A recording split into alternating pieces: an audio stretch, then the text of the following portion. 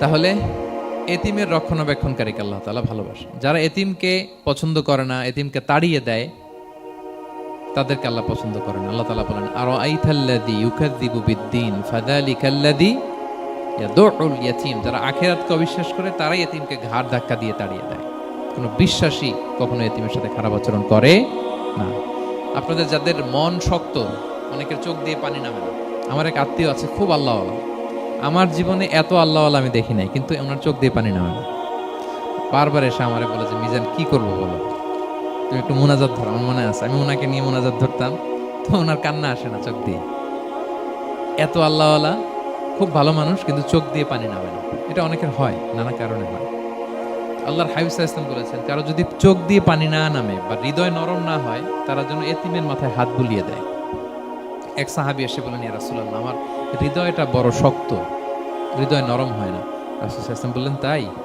আচ্ছা, আতুহিব্বু আন ইয়ালিনা কলবুক, তুমি কি চাও তোমার হৃদয় নরম হোক, তুদরাকা হাজাতুক, এবং তোমার আশা পূরণ হোক? তিনি বললেন, হ্যাঁ। তো রাসূল সাল্লাল্লাহু আলাইহি ওয়াসাল্লাম বললেন, ইরহামিল ইয়াতীম, এতিমের উপর রহম করো। ওয়ামসা আলা রাসি, এতিমের মাথায় হাত বুলিয়ে দাও। ওয়া আতইমহু মিন তাআমিক, তোমার খাবার এতিমকে খাওয়াও। তালিনু কলবুক, তোমার অন্তর নরম হবে। তুদরাকা হাজাতুক, তোমার ইচ্ছা পূরণ হবে। তাহলে হৃদয় যদি শক্ত থাকে, কার মাথায় হাত বুলাবেন? বুলাইছেন কখনো? হ্যাঁ, বুলিয়েছেন? খুঁজে খুঁজে হাত বুলাবেন। বাংলাদেশে তো অনেক অরফেনেজ আছে, অনাথ আশ্রম, ওখানে যাবেন। সুযোগ হলে একদিন যে একটু লাঞ্চ করলেন ওদের সাথে বসে, ডিনার করলেন, একসাথে খেলেন, ওদের মাথায় হাত বুলিয়ে দিলেন, সাধ্যমতো কিছু উপহার হাতে তুলে দিলেন, আপনার ইচ্ছা পূরণ হবে আর আপনার হৃদয় নরম হবে ইনশাআল্লাহ। আর এতিমকে আদর করা মানে নবী সাল্লাল্লাহু আলাইহি ওয়াসাল্লামের প্রতি ভালোবাসা দেখানো। কারণ আমার নবী এতিম হয়ে বড় হয়েছে। এতিমের প্রতি ভালোবাসা প্রকারান্তরে নবী সাল্লাল্লাহু আলাইহি ওয়াসাল্লামের প্রতি ভালোবাসা দেখানো হয়, কারণ আমার নবী এতিম হয়ে বড় হয়েছেন। সুবহানাল্লাহ। কিন্তু তার বিপরীতে আমরা সমাজে কি দেখি? এতিমের মাথায় হাত বুলানো তো দূরের কথা, এতিমের সম্পদও খেয়ে ফেলে অনেকে। হ্যাঁ, এরকম আছে না? এতিমের সম্পদ দেদারসে গিলতেছে। কি যে আমাদের চিন্তাধারা! দেখবেন, যে লোকটা এতিমের সম্পদ গিলে, ওরে রোজা অবস্থায় এক ঢোক পানি গিলাতে পারবেন কিনা দেখেন। যে বলেন একটু পানি খান, তো খাবে না কেন? হারাম। তো ওই হারাম কিন্তু গিলতেছে ইচ্ছে মতো। রোজা অবস্থায় এক ফোঁটা আপনি পানি গিলাতে পারবেন না, কেন? হারাম। কিন্তু ওইদিকে ভাতিজার সম্পদ গিলতেছে দেদারসে।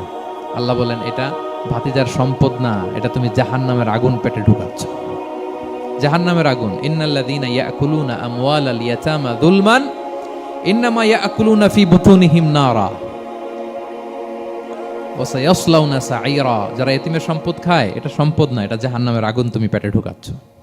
সো এতিমের প্রতি যেন আমরা নমনীয় হই, তাদের মাথায় হাত বুলাই, তাদের জন্য খরচ করি, তাদের প্রতি যেন আমরা দয়াদ্র হই, কারণ আমার নবী এতিম অবস্থায় বড় হয়েছে। তাহলে নবী সাল্লাল্লাহু আলাইহি ওয়াসাল্লামকে এটা স্মরণ করে দিলেন, নবী আপনি তো এতিম ছিলেন, আমি তো আপনাকে রক্ষণাবেক্ষণের ব্যবস্থা করেছি। আর কি করেছি? ওয়াজাদাকা দাল্লান ফাহাদা, নবী আপনাকে আমি এমন অবস্থায় পেয়েছি, আপনি পথ খুঁজতেছিলেন, আমি আপনাকে পথ দেখিয়েছি। You are searching the right path and I guided you to the right sense of direction. আপনি পথ খুঁজতেছিলেন, আমি পথ দেখাইছি। এখানে দল্লানের অর্থ পথভ্রষ্ট করা যাবে না। ওয়াজাদাকা দাল্লান, হে নবী আপনাকে আমি পথভ্রষ্ট পেয়েছি, পরে পথ দেখিয়েছি, এরকম বলা যাবে না। এটা আল্লাহর হাবিব সাল্লাল্লাহু আলাইহি ওয়াসাল্লামের ক্ষেত্রে প্রযোজ্য নয়। অনেক বাংলা তাফসীর অর্থে আমি দেখেছি পথ হারা, নবী আপনাকে আমি পথ হারা পেয়েছি, পথ দেখেছি, এটাও খুব একটা সুন্দর না। সবচেয়ে সুন্দর হচ্ছে নবী আপনি পথ খুঁজতেছিলেন, সত্যের অনুসন্ধানী ছিলেন। অনেক সময় দেখবেন অনেক পথিক যেতে যেতে এমন এক জায়গায় যায়, দেখে 3 রাস্তা কিন্তু কোনো সাইনবোর্ড নাই। পুরাতন রাস্তাগুলোতে এরকম অনেক সময় হতো না আমাদের, 3 দিকে রাস্তা, কোনো সাইনবোর্ড নেই, তো যাবো কই? এটা বুঝালেন যে নবী আপনি পথ খুঁজতেছিলেন, আমি আপনাকে দেখিয়েছি, হে নবী এটাই সিরাতুল মুস্তাকিমের পথ। ওয়াজাদাকা দাল্লান ফাহাদা, আপনি পথ খুঁজতেছিলেন, আমি আপনাকে পথ দেখিয়েছি। তো ছোটবেলায় সাথে ছিলাম, পথ খুঁজতেছিলেন, পথ দেখালাম, আমি আপনার ভুললাম কোথায়? কাফিরদের কথায় মন খারাপ করেন কেন যে তারা বলে আমি আপনাকে ভুলেছি, ছেড়েছি? নো, নেভার এভার, আমি আপনার সাথেই আছি। তারপরে আল্লাহ তাআলা বললেন, ওয়াজাদাকা আইলান ফাআগনা, তিনি আপনাকে রিক্ত হস্ত, নিঃস্ব পেয়েছেন, সম্পদহীন অবস্থায় পেয়েছেন, পরে সম্পদশালী করেছেন। সুবহানাল্লাহ। আল্লাহর হাবিব সাল্লাল্লাহু আলাইহি ওয়াসাল্লাম শুরুতে সম্পদের অত যোগান ছিল না, পরে খাদিজা রাদিয়াল্লাহু তাআলা আনহার সাথে যখন বিয়ে হলো, আল্লাহ তাআলা সম্পদের কষ্ট দূর করলেন। কারণ খাদিজা রাদিয়াল্লাহু তাআলা আনহা অনেক বড় ব্যবসায়ী ছিলেন। বিয়ের আগে পার্টনারশিপে বিজনেস ছিল রাসূল সাল্লাল্লাহু আলাইহি ওয়াসাল্লামের সাথে। আল্লাহর হাবিব সাল্লাল্লাহু আলাইহি ওয়াসাল্লাম শ্রম দিয়েছেন, খাদিজা রাদিয়াল্লাহু তাআলা আনহার ইনভেস্টমেন্ট ছিল। তো ওই শ্রমে খাদিজা রাদিয়াল্লাহু তাআলা আনহার এক বান্ধবী তিনি এমন প্রশংসা করলেন এসে আল্লাহর হাবিব সাল্লাল্লাহু আলাইহি ওয়াসাল্লামের ব্যাপারে যে এমন লোক আমি দেখি নাই, ওনার কথা বার্তা চলন কথন ডিলিং সব আলাদা, পুরো কাফেলার মধ্যে উনি একরকম, পুরো কাফেলা আরেক রকম। এই কথা শুনে তো খাদিজা রাদিয়াল্লাহু তাআলা আনহা আকৃষ্ট হলেন যে এরকম একজন সৎ লোকই তো আমার চাই। প্রস্তাব দেয়া হলো, চাচাদের কাছে বিয়ে হয়ে গেল। এবং বিয়ের পরে খাদিজা রাদিয়াল্লাহু তাআলা আনহা নারীদের মধ্যে সর্বপ্রথম শাহাদা বাক্য পড়ে মুসলমান হয়েছিলেন। নিজের সব সম্পদ আল্লাহর হাবিব সাল্লাল্লাহু আলাইহি ওয়াসাল্লামের পায়ের সামনে এনে দিয়ে দিলেন, ইয়া রাসূলুল্লাহ আমার সম্পদ মানে আপনার সম্পদ, ইসলামের জন্য যত মনে যায় আপনি খরচ করেন। ওয়াজাদাকা আইলান ফাআগনা, আপনাকে আল্লাহ নিঃস্ব পেয়েছেন, সম্পদের ব্যবস্থা করে দিলেন। পরবর্তীতে মদিনায় যে খায়বার যুদ্ধের পরে অনেক সম্পদের ব্যবস্থা আল্লাহ তাআলা করে দিয়েছিলেন। তাহলে ছোটবেলায় ইয়াতিম ছিলেন, আল্লাহ টেক কেয়ার করলেন। পথ খুঁজতেছিলেন, আল্লাহ পথ দেখায় দিলেন। আর্থিক সমস্যা ছিল, এটাও আল্লাহ দূর করে দিলেন। এবার আল্লাহ তাআলা বিষ্ণু ঈসা ইসলামকে 3টা ওয়ার্ক প্ল্যান দিবেন, কর্মসূচি। 1 নম্বর কর্মসূচি হচ্ছে ফাআম্মাল ইয়াতীমা ফালা তাকহার, নবী খবরদার এতিমের সাথে কখনো কঠোর আচরণ করবেন না। 1 নম্বর কর্মসূচি, কারণ আপনিই তো এতিম ছিলেন। এতিমের দুঃখ আপনি না বুঝলে বুঝবে কে? এতিমের সাথে কখনো কঠোর হবেন না। আল্লাহর হাবিব সাল্লাল্লাহু আলাইহি ওয়াসাল্লাম কখনো এতিমের সাথে কঠোর হন না। এতিম তো দূর কি বাত, কারোর সাথে তিনি কঠোর হন না। ওনার কাছে চাইলে উনি না বলতে পারতেন না, নো নাই দিব না এটা বলতে জানতেন না। নো ওনার ডিকশনারিতে ছিল না, চাইলেই দিতেন। একবার আল্লাহর হাবিব সাল্লাল্লাহু আলাইহি ওয়াসাল্লামের কাছে একটা জামা, কয়টা? আপনার জামা কয়টা? আমার জামা কয়টা? জুব্বা তখন কয়টা ছিল? মাত্র একটা। এক ফরিয়াদি এসে বলে, ইয়া রাসূলুল্লাহ আতিনি কামিসান, আমার একটা জামা দেন, আমার জামা নাই। নবী সাল্লাল্লাহু আলাইহি ওয়াসাল্লামের জামা কয়টা তখন? ওনার কাছে চাইলে উনি না বলতে পারতেন, খুলে দিয়ে দিয়েছেন। না, এখন ওনার জামা আছে কয়টা? তো জামাও নাই, বেরও হতে পারে না। কি এক মুসিবত! আল্লাহ তাআলা আয়াত নাজিল করলেন, ওয়াল্লাযীনা ইযা আনফাকু লাম ইউসরিফু ওয়া লাম ইয়াকতুরু ওয়া কানা বাইনা যালিকা কাওয়ামা। নবী হে, যারা বিশ্বাসী তারা দানের সময় ভারসাম্য করবে। মানে অনেকগুলো থাকলে আপনার একটা দিতেন, ছিলই যখন একটা, ওইটার হকদার তো ফরিয়াদির চেয়ে আপনি বেশি। এখন যে দিয়ে দিলেন আপনি পড়বেন কি? অনেকগুলো থাকলে না হয় আপনি দিতেন, ছিলই একটা, এটা সবচেয়ে যোগ্য, অধিকতম যোগ্য এবং হকদার তো আপনি। সুবহানাল্লাহ, সুবহান। কি নবী ছিল, কি নবী ছিল! না বলতে পারতেন না, মানুষকে ফিরিয়ে দিতে জানতেন না। আল্লাহ বললেন, নবী হে, আপনার প্রথম কর্মসূচি ফাআম্মাল ইয়াতীমা ফালা তাকহার, খবরদার এতিমকে কখনো, এতিমের প্রতি কঠোর হবেন না। 1 নম্বর কর্মসূচি। এটা শুধু নবীর জন্য কর্মসূচি নাকি আমাদের জন্য না? হ্যাঁ, সবার জন্য। এতিমদের সাথে যেন আমরা রূঢ় ভাষী না হই, তাদের সাথে যেন রূঢ় আচরণ না করি। 2 নাম্বার, ওয়া আম্মা সাইলা ফালা তানহার, ফরিয়াদিকে ধমক দিবেন না, হাত পাতলে ধমক দিবেন না। আমরা অনেক সময় ধমক দেই, আপনারা দেন কখনো?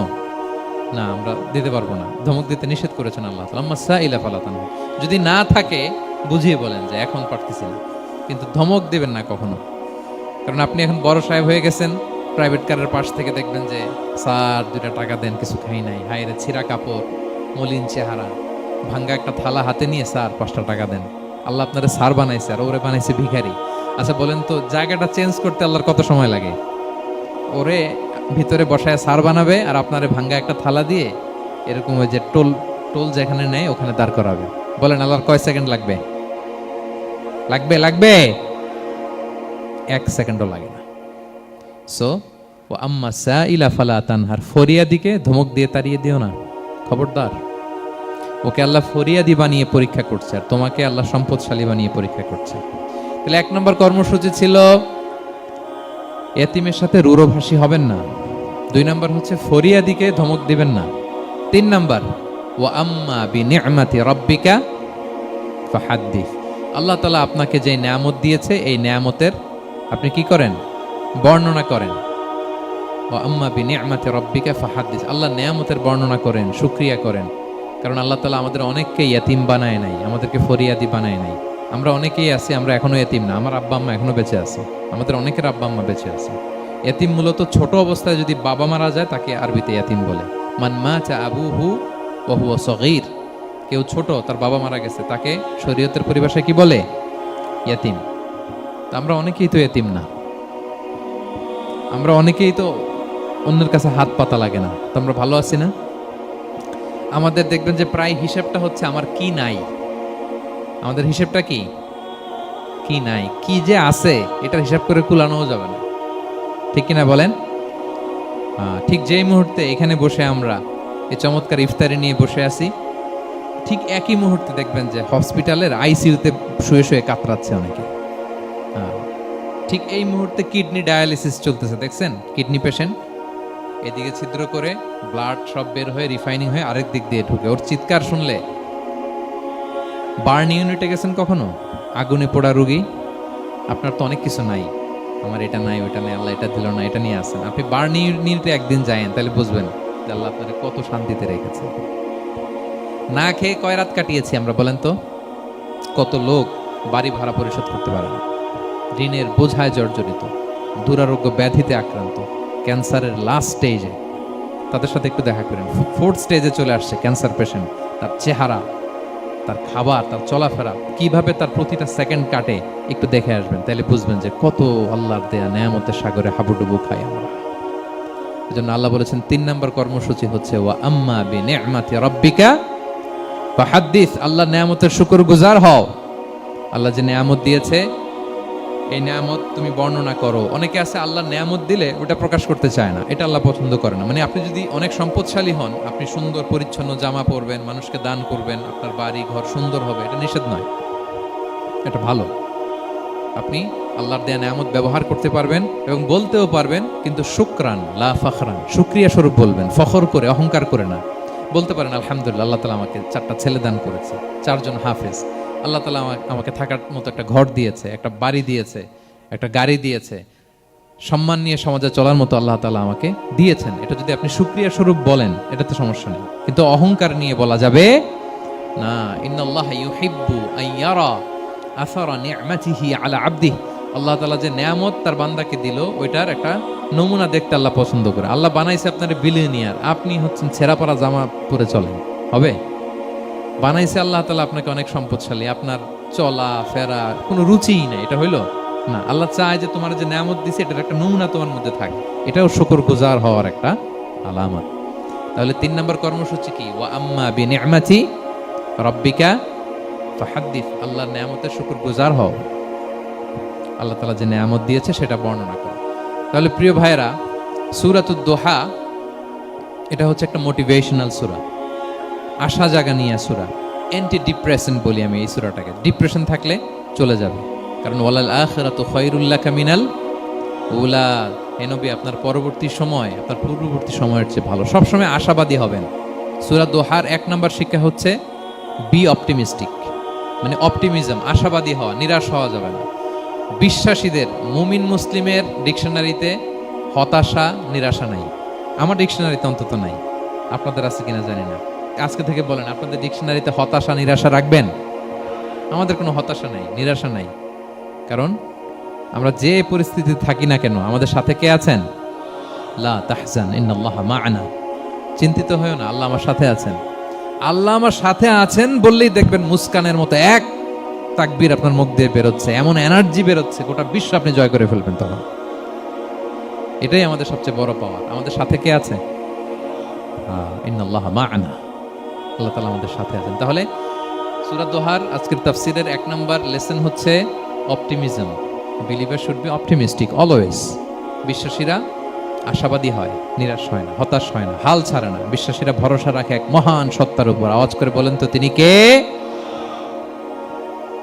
আল্লাহর উপর ভরসা রাখে, আমরা নিরাশ হই না। 2 নাম্বার শিক্ষা হচ্ছে গ্রেটফুলনেস, কৃতজ্ঞতা। আপনার জীবনে অনেক কিছু আছে, নাই নাই বলবেন না, শুধু কমপ্লেইন করবেন না। অনেকে দেখবেন শুধু অভিযোগ, এটা নাই ওইটা নাই, এই পাইলাম না, ওর আছে এটা, ওর, আমার সাথে কেন এমন হয়, আমার সাথে শুধু আমার সমস্যা। এগুলো যারা বলে তাদেরকে আল্লাহ নেয়ামত আরো ছিনিয়ে নেয়। বরং যারা অল্প পেয়েও বলে আলহামদুলিল্লাহ, তাদেরকে নেয়ামত দেওয়ার ধারাবাহিকতা আল্লাহ তাআলা অব্যাহত রাখেন। সব অবস্থায় আলহামদুলিল্লাহ, যে কোনো পরিস্থিতিতে, যে কোনো অবস্থায় কি বলবো আমরা? আপনি খেয়াল করে দেখেন না যে আপনার কি কি আছে, কত কিছু যে আপনার আছে, অবাক করে। 3 নাম্বার কাইন্ডনেস। 3 নাম্বার লেসন হচ্ছে কাইন্ডনেস, দয়া। আমরা যেন অন্যের প্রতি দয়াশীল হই। আপনি অন্যের প্রতি দয়ালু হলে আপনার প্রতি দয়ালু হবো কে? ওয়াল্লাহু ফি আউনি আবদিহি মা দামাল আবদু ফি আউনি আখি। আল্লাহ ততক্ষণ পর্যন্ত কোনো বান্দার সাহায্যে থাকে যতক্ষণ পর্যন্ত ওই বান্দা তার ভাইয়ের সাহায্যে থাকে। তাহলে বলেন তো, আল্লাহর সাহায্য পাওয়ার প্রথম শর্ত কি? অন্যের জন্য সাহায্যের হাত বাড়িয়ে দাও। তাহলে মনে থাকবে তো? নাকি এতিমকে ধাক্কা দিয়ে বের করে দিবেন, ফরিয়াদিকে ধমক দিবেন একটা? বড় সাহেব তো আপনি, বড় স্যার, খবরদার। তাহলে 1 নম্বর লেসন অপটিমিজম। আমরা হতাশ হব না, হতাশা আমাদের ডায়েরিতে নাই, আমরা আশাবাদী, আমরা আল্লাহর রহম ভরসার ভিখারি, ঠিক কিনা বলেন? 2 নম্বর লেসন হচ্ছে গ্রেটফুলনেস। আমরা সবসময় আল্লাহর প্রতি শুকরগুজার হব, কৃতজ্ঞ হব। আল্লাহর হাবিব সাল্লাল্লাহু আলাইহি ওয়াসাল্লাম বলতেন, আল্লাহুম্মা জাআলনি সাবুরা ওয়া জাআলনি শাকুরা ওয়া জাআলনি ফি আইনি সগীরা ওয়া ফি আয়ুনিন নাসি কাবীরা। আল্লাহ, আপনি আমাকে ধৈর্যশীল বান্দা বানান, আপনি আমাকে শুকরগুজার বানান। আল্লাহ, আমার চোখে আমাকে ছোট বানান। আল্লাহ, গোটা বিশ্বের মানুষের চোখে, জনতার চোখে আমাকে বড় বানান। আওয়াজ করে পড়েন আমিন। এই দোয়াটা বেশি বেশি পড়বেন। আর সব শেষে আমরা যেন কাইন্ড হতে পারি, অন্যের প্রতি দয়ালু হতে পারি। যে রহম করে সে রহম প্রাপ্ত হয়, যে অন্যকে দয়া দেখায় সে আল্লাহর পক্ষ থেকে দয়া পায়। আল্লাহ তাআলা আমাদের সবাইকে কথাগুলো বোঝার আমল করার তৌফিক দান করুন। হাযা মা ইনদি ওয়াল ইলমু ইনদাল্লাহি আলাইহি তাওয়াক্কালতু ওয়া ইলাইহি উনীব। আসসালামু আলাইকুম ওয়া রাহমাতুল্লাহি ওয়া বারাকাতুহু।